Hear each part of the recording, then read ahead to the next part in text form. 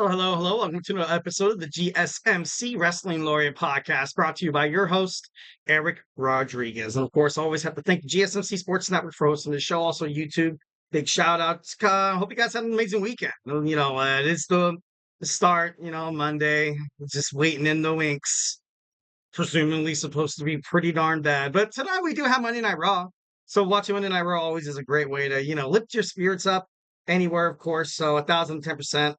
Love that. Hope you guys had an amazing, safe weekend, had fun with your family, and you're all recharged and ready to talk about professional wrestling with your favorite wrestling fan, Eric. Thank you guys so much for tuning into the GSMC Wrestling Laureate podcast, brought to you by the GSMC Sports Network.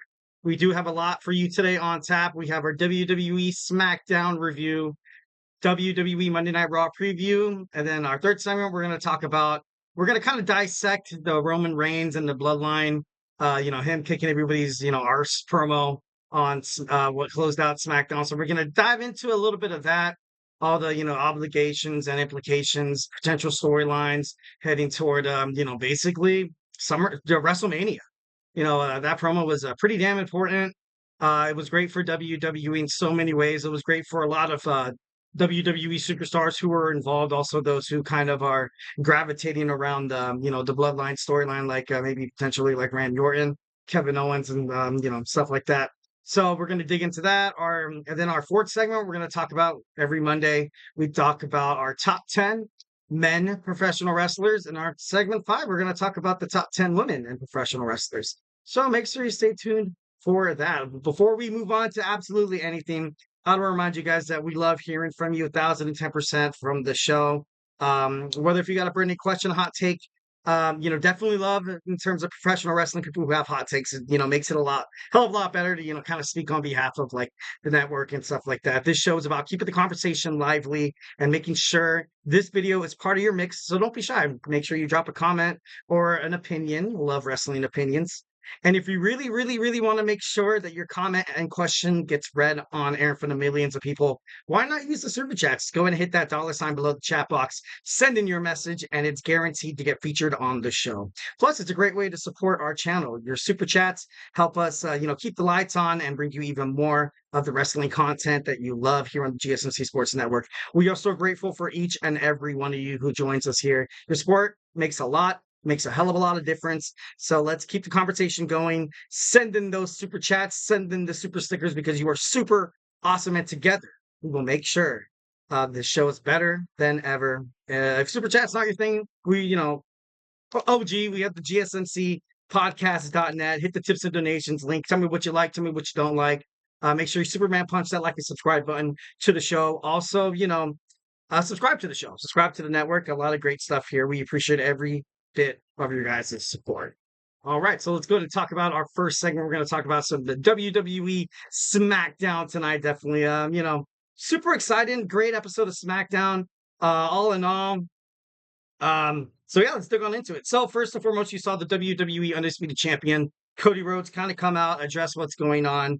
Obviously, he said all eyes are on what happens next. Solo Sikoa interrupts. A lot of people think that Solo Sikoa, he lost his shot, much like Cody Rhodes. Kind of gave him that harsh reality. He was like, dude, like you couldn't get it done if you're complaining about people, interfering in the match. That was the match. It was Bloodline rules. You could have did, whatever you want, and you can't have a hissy fit because you didn't get your desired outcome. So, Solo Sikoa obviously upset, wanted to take him out. Obviously, you could see Jacob Fatu was absent as well. Cody Rhodes saying that Solo Sikoa's cosplaying the Tribal Chief was funny as hell. Solo Sikoa obviously delusional, saying that he wants to fight him. And, Cody Rhodes saying you don't deserve another title shot. Later on, you eventually saw Kevin Owens come out. Kevin Owens, a lot of speculation surrounding that maybe he's going to turn his back on Cody Rhodes. As of right now, I don't really see that happening, especially with, they're trying to turn Roman Reigns babyface. I could see maybe KO in maybe a defiant kind of role where you have Cody Rhodes is like, trying to tell Kevin, like, hey, Kevin, come on, dude. It's wrestling. We all have our egos, kind of set it aside, let bygones be bygones. But, Kevin Owens, along with Randy Orton, both were, manipulated by the bloodline. Obviously, nobody probably got it as worse as the American Nightmare Cody Rhodes. But Cody Rhodes, if after all the crap and after all the stuff he's done to me, if I'm willing to turn the other cheek and forgive him, maybe so should you. Kevin Owens is probably not going to like that, but I don't see him just going full heel. I don't, because I think SmackDown, you got your heels. You got Logan Paul. You also, like I said, you have the Bloodline. Um, I don't know. I just think it would be, I think it'd be naive if Kevin Owens went like full hardcore, I'm just kidding. But no, it'd be kind of crazy. So Cody Rhodes gives him a title shot. I like this match. Obviously, I don't think that Kevin Owens is gonna have what it takes to take down Cody Rhodes at Bash at Berlin. But it's it just kind of saves the time, keeps the time going. You're gonna have this fight between Solo Sikoa. Roman Reigns is gonna come back.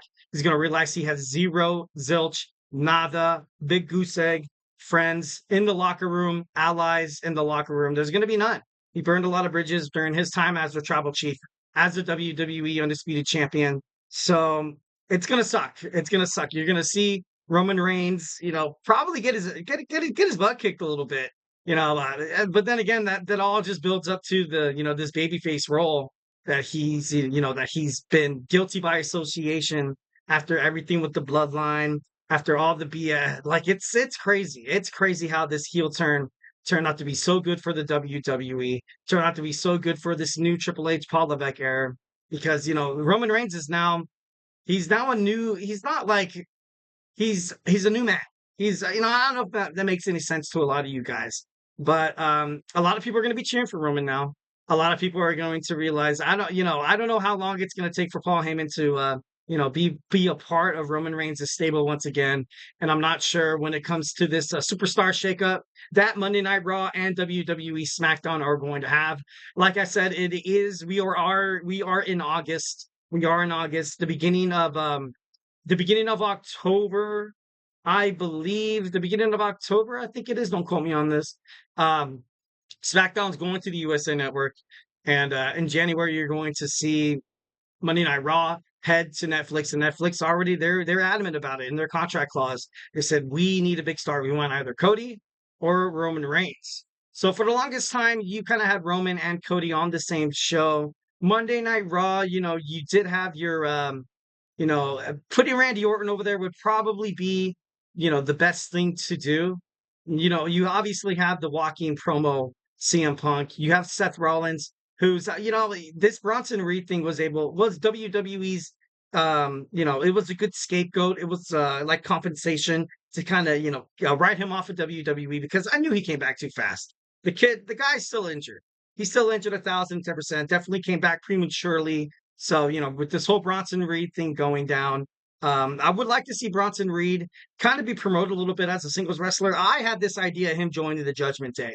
It makes a lot of sense. People don't like him. He's foes with Sheamus. He's foes with Seth Rollins. No, but I think it's just perfect. I think it'd be perfect to kind of have, I know it would replace that big man that Damian Priest was, kind of like the watcher of the crew, kind of like the strong arm, the muscle. So, definitely I think 1,010% Bronson Reed in the Judgment Day I think that would be pretty awesome. But that's just me.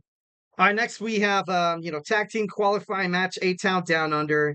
Couldn't get it done. Couldn't get it done. They lost to the Street Profits. Once again, you're going to see the Street Profits move on to a title shot, hopefully. They still have to take down the team who beat Pretty Deadly DIY later on in the matchup. But, I don't know when this A-Town Down Under thing is going to end. There is speculations that due to legal obligations, WWE kayfabe, Logan Paul is suing the LA Knight for him vandalizing his Prime vehicle, which might cause Nick Aldis to ultimately, strip him of the title. And you might see a little bit of a gauntlet. You might see a little bit of a tournament for this WWE United States Championship, which would be a great way to upgrade the singles wrestling of Austin Theory, of Grayson Waller, Austin Santos Escobar, also Andrade, and of course Carmelo Hayes. So 1,010%. It's I think this would be really, really good for them. So obviously that's still kind of waiting in the wings. He made an appearance tonight as well. So Chelsea Green claims that that Nia will be cashed in on by Tiffany Stratton. Tiffany Stratton, of course, upset during this promo, said like, "Don't you have a ladder to fall off?" Which kind of went viral on Instagram for a little bit there. I thought that was funny as hell. Andrade took on Santos Escobar. Carmelo Hayes still being a thorn in the side of Andrade. I kind of like how they're still, kind of keeping their feud open a little bit. And then yeah, now we're going to and then Solo Sikoa came out, said, I'm the tribal chief. If Roman wants to come, he can come get it from me." And then bam, right away you saw his music play. You had the tribal chief thing. He put it down, and not going to get too crazy into the promo because we're gonna have a full discussion about it during our third segment. So Solo, he looks like a fraud. I kind of had this speculation once when Solo Sikoa was granted a title shot against Cody Rhodes at WWE SummerSlam. I don't know, I just thought it was so premature. I thought, you're kind of putting all your eggs in one basket too early, I ultimately feel like. And then you also saw Tonga old Jacob Fatu win beat DIY for the WWE Championship, which I wasn't a huge fan of either. Like I said, I just think it's too soon. But obviously, if Triple H Palovek, has an idea, has a direction of where he wants to go with this, I believe in him 1,010%. So, I still have faith, still have some pretty awesome faith. All right, guys. Well, hey, do not go anywhere. We're going to jump on into our second segment. We're going to talk about tonight's WWE Monday Night Raw. So, hey, do not go anywhere.